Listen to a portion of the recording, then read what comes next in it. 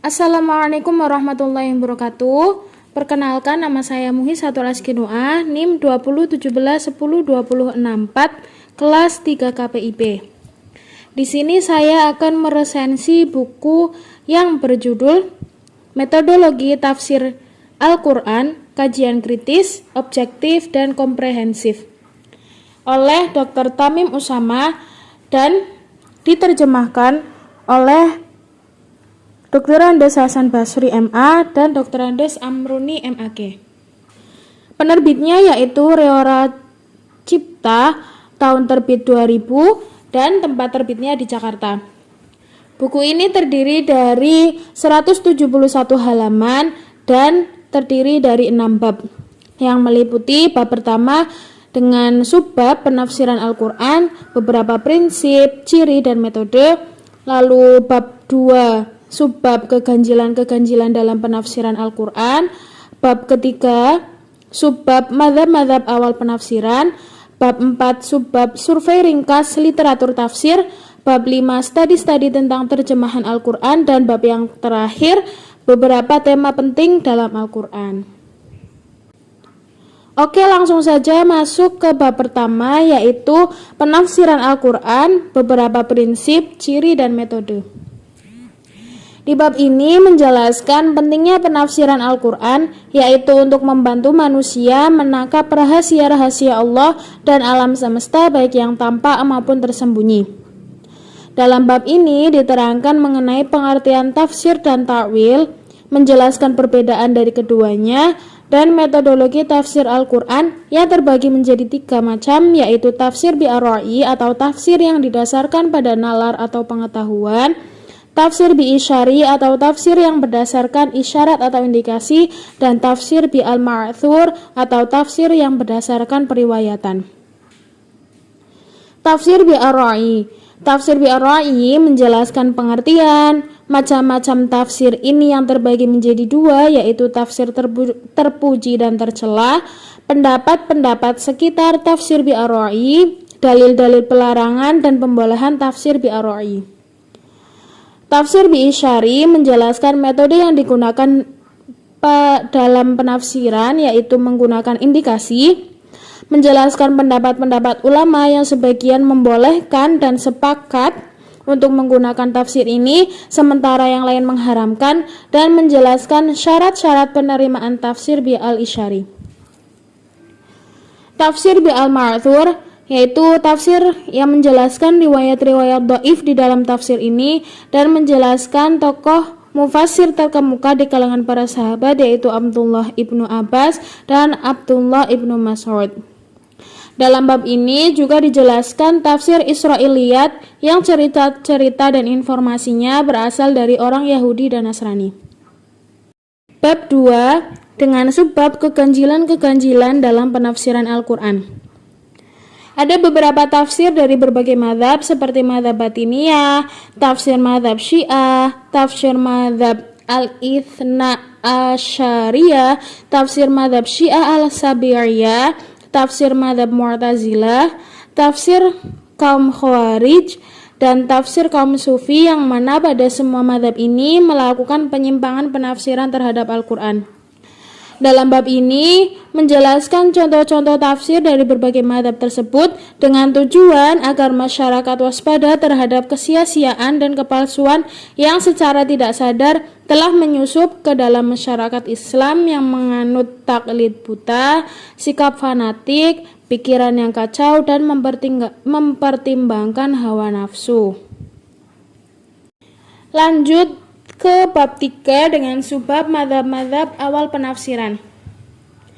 Menurut penjelasan dalam buku ini, mazhab pertama yang mempelajari dan memahami ilmu tafsir dari sahabat Nabi SAW yang masyhur, yaitu Abu Abbas, ialah mazhab Makkah. Di dalamnya dijelaskan tokoh-tokoh mufassir terkenal waktu itu. Selanjutnya, mazhab Madinah yang terkenal tokohnya di antara para tabi'in, yaitu Muhammad Ka'ab bin Al-Qurdi, Abu Al-Aliyah Al-Riyahi, dan Sa'id bin Aslam. Lalu yang terakhir, mazhab Irak yang mufasirnya masyhur pada zamannya seperti Abu Hasan al-Bisri dan Masyruq al-Ajdan. Masuk ke bab 4 dengan subbab survei ringkas literatur tafsir. Dalam bab ini dijelaskan survei ringkas tentang beberapa literatur tafsir Al-Quran secara selektif dari periode Al-Tabari, Tafsir Al-Samarqandi, Tafsir Al-Tarlabi, Tafsir Al-Zamakhsyari, Tafsir Ibnu Atiyah, Tafsir Al-Razi, Tafsir Al-Qurtubi, Tafsir Baydawi, dan sebagainya.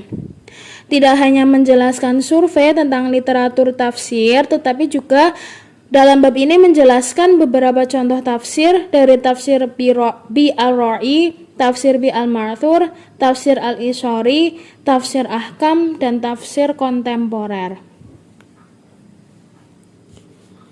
Lalu selanjutnya bab 5 dengan subbab studi-studi tentang terjemahan Al-Quran.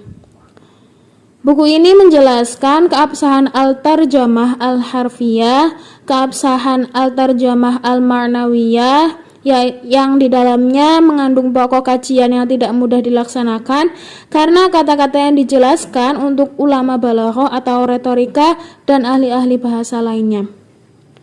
Bab ini menjelaskan tentang isu kontroversial mengenai bacaan Al-Quran dalam terjemahan, menjelaskan terjemahan Al-Quran ke dalam bahasa-bahasa besar dunia, yang mana terjemahan pertama Al-Quran dalam bahasa Latin pada tahun 1143 atas permintaan Peter dan dipublikasikan tahun 1534.